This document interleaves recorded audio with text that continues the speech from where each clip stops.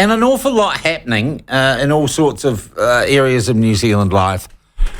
And I know there's been plenty of coverage of it, but I wanted to cover this event with a little more leisure. And I was talking to someone actually last night as I was having maybe a quiet martini to calm my nerves after the events of the afternoon on the terrace. And I said, look, the platform doesn't need to be the first with every story or every interview. Because when you think about it, how many things you hear in the media are actually time critical? Unless it's a natural disaster and emergency, they're not. So often we let the legacy media run around like chicks with their heads chopped off on an issue and get it and make it all dramatic. And then we sit there and go, let's go, that is significant. Let's go and have a talk about that and reflect on it with a little more time, without so much time pressure. And this issue I'm going to cover now is one of those. And it is the closure of Fair Go, which was for many years the top rating news program or television program in New Zealand, over and over and over again. And it is truly iconic, and the word's overused, a truly iconic part of New Zealand journalism and broadcasting history.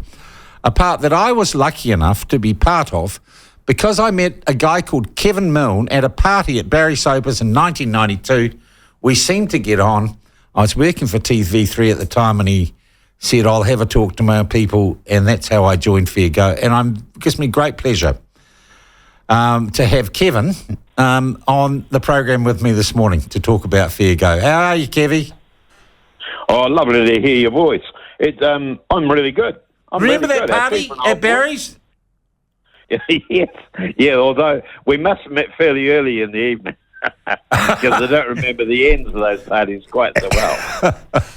And Kevin, the other reason I've got you on is, I think Fair Go has had three iconic presenters, the people who became Mr. Fair Go. There was Brian Edwards, then there was Philip Alpers, and then there was you. So you are the last, I think, or the most recent Mr. Fair Go in New Zealand. I hope that you don't mind me putting that moniker on you. No, I don't. I'm very proud to that you do that. Yeah, but and you're time rolls on, Kevin.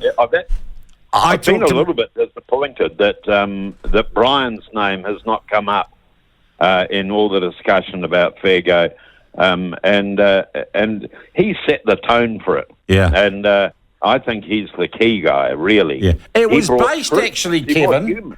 It was based off a British show, Roger Cook's Checkpoint. Where it came from, wasn't it? No, it came off.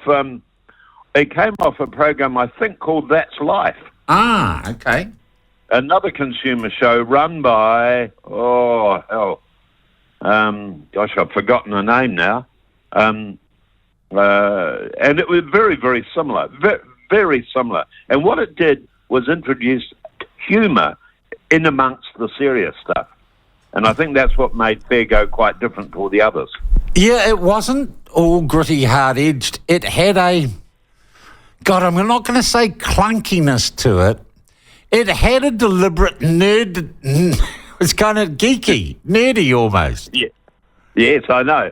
You didn't have to pass any beauty contests to be, or the men didn't anyway. In terms of getting into fronting that particular show. And we loved puns and silly word plays and quite serious stories. That was always part of the scripting process, wasn't it? Yeah. Look, and Brian. Up every now and again. Brian did set him up, and he's still with us. But Brian was such a groundbreaking broadcaster in his day, and Fair Go was such a great idea. And what, 74? Yeah. When did it launch? 77. 77, okay, so it's 47 years old.